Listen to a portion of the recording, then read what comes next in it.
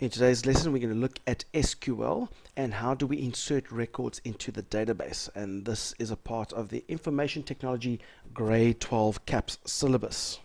Now, SQL, or as we say in Africa, SQL, only kidding, but in SQL, we often use it for when we use in a database to find information, to filter information, to find exactly what we want.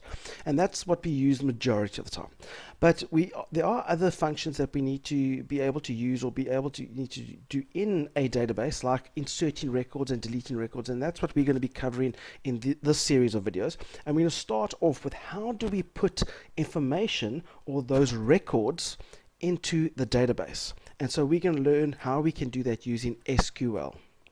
Now, if you've watched the videos from the Select Statement series, you will recognize the database that we're going to be using. We're only going to be using the CD database, which has details about CDs, and we're only going to be looking at the CD table in this example. And there you can see there's a CD table. As you can see, there's a CD ID, which is a primary key.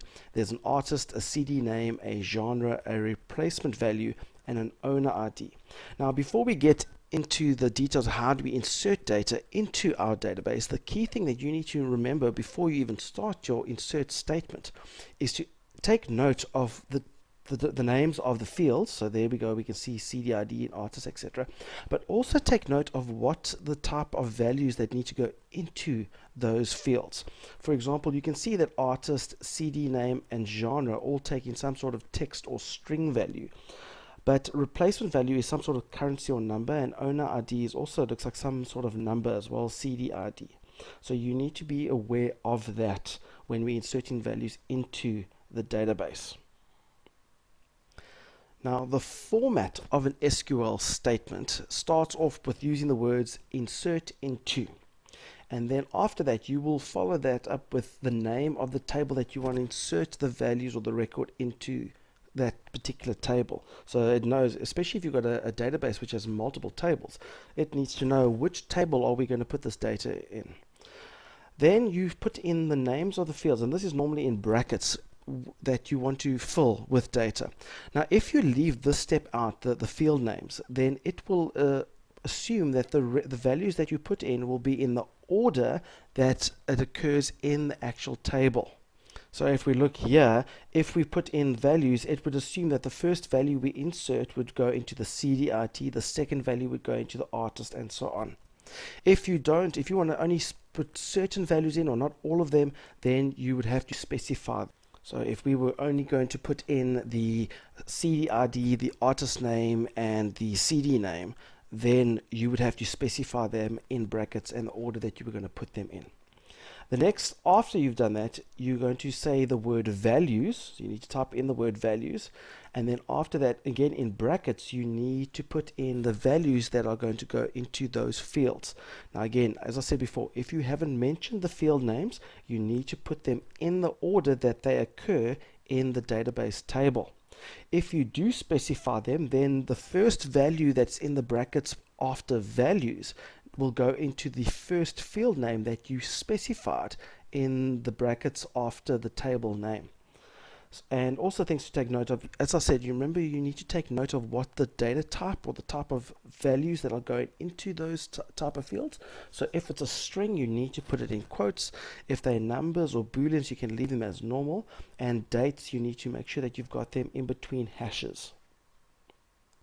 So let's have a look at an example, an SQL example of inserting values into that CD database, into that CD table. Now, as I said, you're going to say insert into, that's always there, and then we specify the name of the table. So our table's name is CD. If we had other tables that we wanted to insert to, you would write that name there. So you write down insert into, and then that's the name of the table.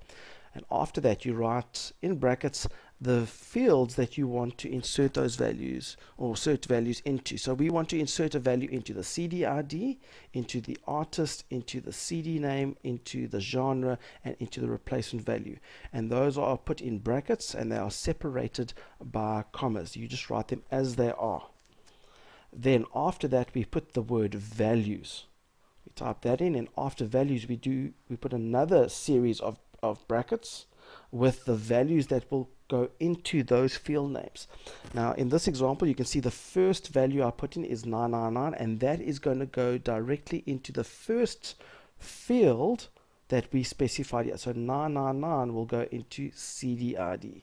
The next one that's separated by commas, Miley Cyrus, you see it is a string or text, so we've got quotes.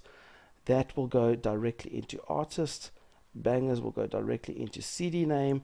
Pop will go into genre, and replacement value, if you remember, was a currency, so we need a number, will go into replacement value. If we've got too many field names and not enough values over here, it'll give an error. And the same vice versa. If we've got too few field names and too many values, it will give an error in the SQL statement. You've got to make sure that the values match up, so that you've got the same number of fields as you do values, and you also need to make sure that the data types match up. So I can't be putting Miley Cyrus into CDID because CDID is obviously a number and Miley Cyrus is a text. Let's try doing this in an actual database. So here we've got our database. There you can see the CD table. If I open it up, you can see the values in it.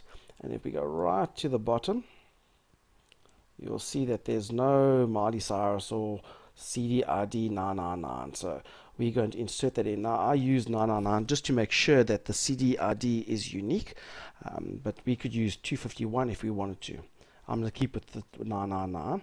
So let's close that. So we're going to go to queries, and we're going to do a new query, or simply using the design view. That's probably the best way. And then we're going to go here to SQL, so we can make an SQL statement.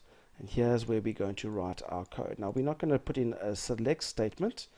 We're going to take that away. We're going to type in the words insert into, and then we follow that up by the name of the table. The table's name was CD. You can double check that over there. You can see CD is the name of the table. And we're going to follow that up with a bracket. You can put it on the next line, or you can put it next to it. We're going to put in the field names that we want to insert into. So just to make sure that I spell them correctly, I'm going to put them over here so I can see them. So we can see that they match up. So we're going to insert into CDRD, CD underscore RD. Follow that by artist. Now please take note, when we type in the field names, we don't need to put quotes or anything because we are specifying the field names as they are. And then we're going to put in genre and replacement value. Make sure that you spelled it 100% correctly. If there are spaces in the field names, then you should put square brackets around the field name so that it knows that the space is inside the field name. So there we're not going to put anything in owner ID because we are specifying just those values. Then after that, we're going to put in the word values. Now these are the values that are going to go into those fields. Now the first one we said was going to put in a 999 bracket, or not brackets, comma. The next field we want to put in the artist's name, which we're going to say Miley Cyrus. Now remember, Miley Cyrus, I don't even know how to spell Cyrus. I think it is C-Y-R-U-S. I think that is correct. Now remember, Miley Cyrus is text, and it's going to the artist text field, so we must make sure that we put quotes around it. That's why I'm putting quotes around Miley Cyrus. I'll put a comma. Now the CD name, if I remember, was Bangers with a Z. That's one of her CD titles. Genre was also text, so we can say that's pop. Let's make a capital P-O-P. And the replacement value, now this is a currency or a number, so I'm going to put in 130. Remember again, if it's a Boolean like true or false, then you would just say the word true or false with no quotes. If it was a date that we needed to put in, remember to put in the hash on either side of the date so that it knows that it's a date format. Now to run this query, we're not going to click on the button over there to view what the results are, because we're not viewing results. We're simply executing some sort of function that must do something. There's no results that are going to be returned from it. So because of that, we're not going to use that button. We're going to use the run button over here. So we're going to use that run button. and when we click on it, it should run that query. Before I do that, however, I'm going to go to the CD table here. I'm just going to close it so that we don't have any problems with it being opened while we're trying to modify that table. And let's run it and see what happens. It's about to append one row. We say yes, and there we go. If I go to my CD database, or table, sorry, if I go there you can see it's a bit out of sequence. I don't know why it's put it over there, but there you can see Mighty Cyrus Bangers Pop has been put into the database.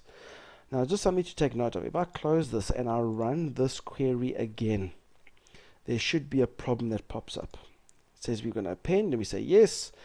There's the problem. Now, if you remember from our knowledge about databases, our current database, I'm going to say no over here, our current table, sorry, over here has a primary key.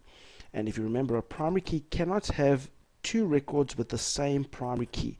And if we were trying to insert another record with the same primary key, it's going to give some sort of error, and that is why that error pops up. So if you're going to run the same insert query twice, then you need to make sure that the primary keys are different. If you had, for example, in the CD tables, let's say CD ID was an auto number, then if we inserted a record and we left out the primary key, so we left out CD ID and we left out that 999, then we could run this query multiple times, and the auto number would automatically give new values for that primary key.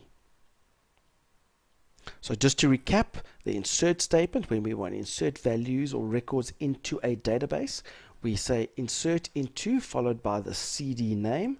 Then in brackets, we write down the fields that we want to insert values into, separated by commas and in between brackets. And then after that, we use the word values. And then after that, we have brackets with the actual values that we want to insert into those corresponding fields, making sure that we match the data types. Numbers and booleans we leave like normal. Text, we've got quotes, and dates we put in between hashes. For more videos about SQL statements, as well as stuff about Delphi and other related stuff like Excel and that, please go to our YouTube channel. There you can see Mr. Long Education, and you can like our Facebook page or go to our Twitter account, follow us, so you can keep up to date whenever we post new videos. And remember, don't do it the long way, do it the Mr. Long way. The examples from today's video come from the grade 12 Delphi e-notes that were created by Study Opportunities. These are available in 2014. They will be releasing a textbook for the grade 12 CAP syllabus from 2015. If your teacher is interested, they can go to the following website for more information.